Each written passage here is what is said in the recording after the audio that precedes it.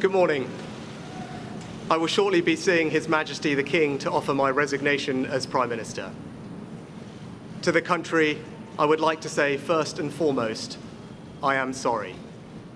I have given this job my all, but you have sent a clear signal that the government of the United Kingdom must change, and yours is the only judgment that matters.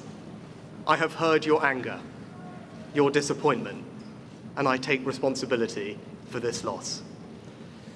To all the Conservative candidates and campaigners who worked tirelessly but without success, I am sorry that we could not deliver what your efforts deserved. It pains me to think how many good colleagues who contributed so much to their communities and our country will now no longer sit in the House of Commons. I thank them for their hard work and their service. Following this result, I will step down as party leader, not immediately, but once the formal arrangements for selecting my successor are in place. It is important that after 14 years in government, the Conservative Party rebuilds, but also that it takes up its crucial role in opposition professionally and effectively.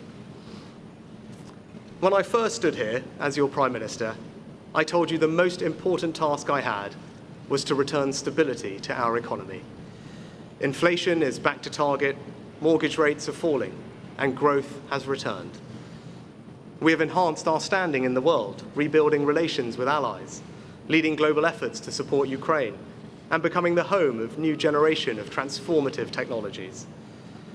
And our United Kingdom is stronger too, with the Windsor Framework, devolution restored in Northern Ireland, and our union strengthened. I'm proud of those achievements. I believe this country is safer, stronger, and more secure than it was 20 months ago. And it is more prosperous, fairer, and resilient than it was in 2010. Whilst he has been my political opponent, Sir Keir Starmer will shortly become our Prime Minister. In this job, his successes will be all our successors, and I wish him and his family well. Whatever our disagreements in this campaign, he is a decent, public-spirited man who I respect. He and his family deserve the very best of our understanding as they make the huge transition to their new lives behind this door, and as he grapples with this most demanding of jobs in an increasingly unstable world.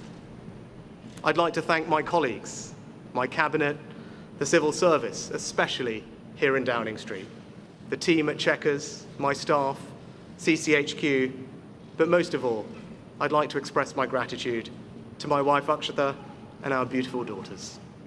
I can never thank them enough for the sacrifices they have made so that I might serve our country.